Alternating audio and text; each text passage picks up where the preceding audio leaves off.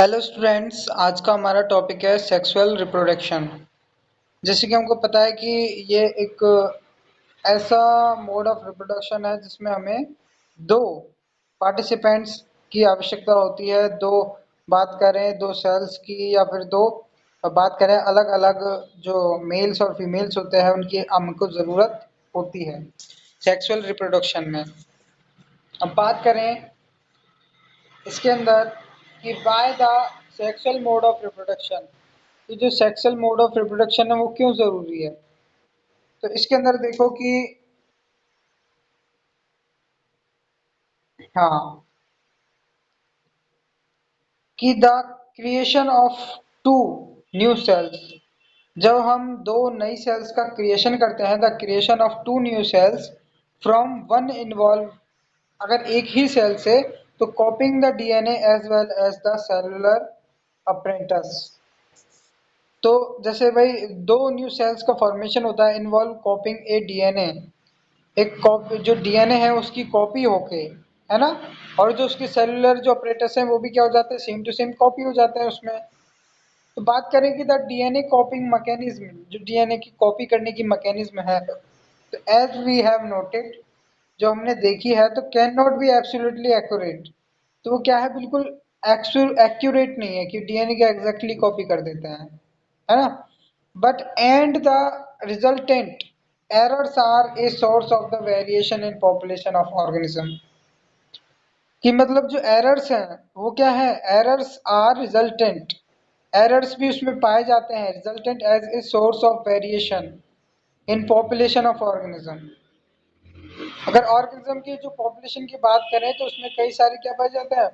कई सारे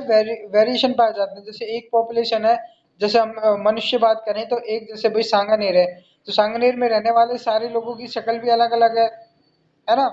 मीन्स उनमें क्या है, वेरिएशन है। तो किसी भी पर्टिकुलर एरिया में बात करें तो वहाँ पे क्या है कि उनके जो पॉपुलेशन है तो उनमें क्या होती है, बहुत सारी वेरिएशन होती है। तो every individual organism cannot be protected by variation। तो अपन किसी भी ऑर्गेनिज्म को प्रोटेक्ट नहीं कर सकते हैं उसमें वेरिएशन आने से। बात करें but in a population variation are useful for ensuring the survival of species. ये जो पॉपुलेशन में जो वेरिएशन आती है ना, वही क्या होती है, इंश्योर करती है सर्वाइवल ऑफ स्पीसीज, कि वो स्पीसीज कितना टिक पाएगी। तो जो वो स्पीसीज कितना टिक पाएगी, तो उसमें जो नए वेरिएशन आते हैं तो वो वेरिएशन डिपेंड करते हैं कि ये टिक पाएंगे या नहीं टिक पाएंगे, है ना। अगर उसमें जैसे अच्छे अडेप्टिव वेरिएशन आते हैं, जैसे सर्दी को रोकने की कैपेसिटी आ गई, तो वो सर्दी में भी क्या है, इजीली सर्वाइव कर पाएंगे, तो उनकी सर्वाइविंग कैपेसिटी बढ़ जाएगी। तो ऐसे ही बात करें, जो वेरिएशन है ये यूजफुल होते हैं सर्वाइवल करने के लिए। अब बात करें कि it would therefore make sense if organism came up with reproductive modes. अगर अपन बात करें कि therefore make sense it, organism, जो ऑर्गेनिज्म है came up with reproductive modes, इसलिए बात करें जो ऑर्गेनिज्म है वो क्या करते हैं, रिप्रोडक्टिव मोड्स को, ऐसा रिप्रोडक्टिव मोड्स लेते हैं जो अलाउ करता है क्या, मोर वेरिएशन टू बी जनरेटेड, जिसमें क्या हो सके, मोर वेरिएशन, ज़्यादा से ज़्यादा विभिन्नता आ सके। तो ऐसा रिप्रोडक्टिव मोड हम एक्सेप्ट करते हैं, ऑर्गेनिज्म ऐसे रिप्रोडक्टिव मोड एक्सेप्ट करते हैं। जब बात करें कि वाइल डीएनए कॉपिंग, जब डीएनए की कॉपिंग होती है मैकेनिज्म में, तो आर नॉट एब्सोल्युटली एक्यूरेट, वो एब्सोल्युटली एक्यूरेट नहीं होती है, तो they are precise enough to make generation of the variation a fairly slow process। तो बात करें कि जो डीएनए कॉपिंग की मैकेनिज्म है वो एब्सोल्युटली एक्यूरेट तो होती नहीं है, तो they are precise enough to make generation of variation a fairly slow process. तो आपको बता दें तो ये जो एक वेरिएशन जो होती है किसी जनरेशन में, है ना, पीढ़ियों में जो वेरिएशन लाना, वो क्या है, एक बहुत धीमी प्रोसेस होती है, बहुत धीमी प्रोसेस होती है। क्यों, क्योंकि इफ द बात करें, इफ द डीएनए कॉपिंग मैकेनिज्म, जो डीएनए कॉपिंग का जो मैकेनिज्म है, वर टू बी लेस एक्यूरेट, वो क्या है, थोड़ा कम एक्यूरेट है, but many of the resultant DNA copies would not be able to work with the cellular apparatus. पर वो ज्यादातर जो डीएनए की कॉपीज हैं वो क्या है, वो अवेलेबल नहीं है able to work with cellular apparatus, कोशिकीय, किसके साथ, कोशिकीय जो अंग है, कोशिकीय अपरेटस से उपकरण है उनके साथ करने के क्या नहीं है, योग्य नहीं है। तो एंड वुड डाई, तो वो क्या हो जाती है, खत्म हो जाती है। तो ऐसे जो डीएनए कॉपीज, ऐसी डीएनए कॉपीज जो सेल के अपरेटस, जो सेल के उपकरण होते हैं उनके साथ, मतलब कोशिका के जो उपकरण जैसे गोल्जी बॉडी या राइबोसोम है उनके साथ अगर वर्क करने में एबल नहीं होते हैं तो वो क्या होते हैं, खत्म हो जाती है, वुड डाई। तो सो हाउ कैन, अब बात करें कि how can the process of making variants be speeded up.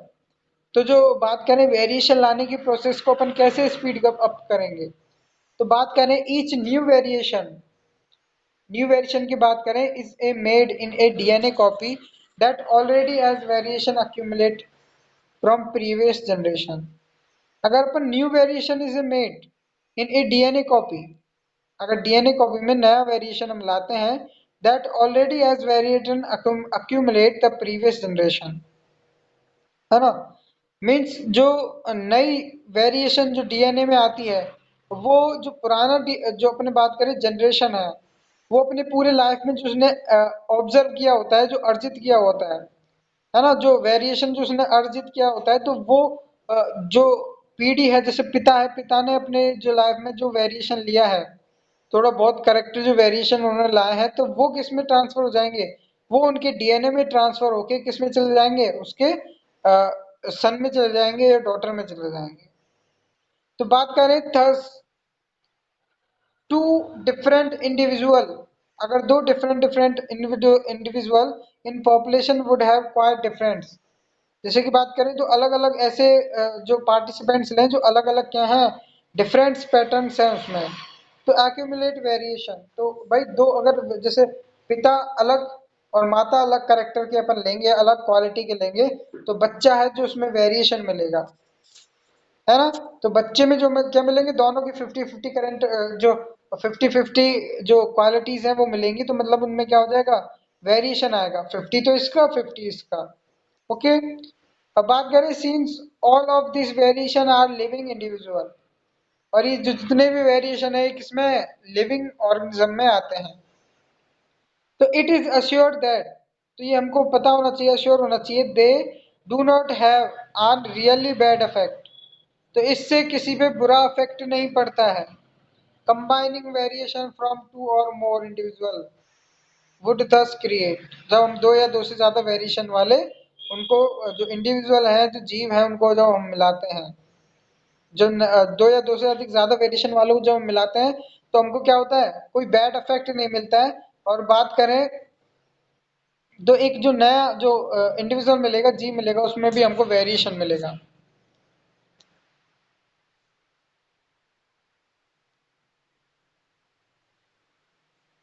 अब बात करें यहाँ पे देखो कि precise the two different individual population would have the quite different parents accumulate the two individual would be thus create। अब देखो new combination of the variants, जो नया कॉम्बिनेशन है वेरिएंट्स का विभिन्नताओं का, तो each combination would be novel since would be evolve two different individual. तो मीन्स बात करें जैसे दोनों अलग अलग वेरिएशन मिलेंगे कॉम्बिनेशन करके, है ना, वुड बी नॉवल, तो since it would be the evolve two different individual, तो इनसे जो वो बनेगा, जो डॉटर या सन बनेंगे, तो उनमें दोनों में भी क्या आएंगे, वो वेरिएशन आएंगे मदर और फादर के,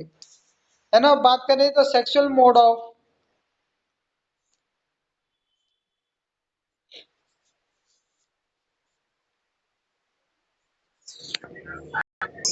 सेक्सुअल मोड ऑफ रिप्रोडक्शन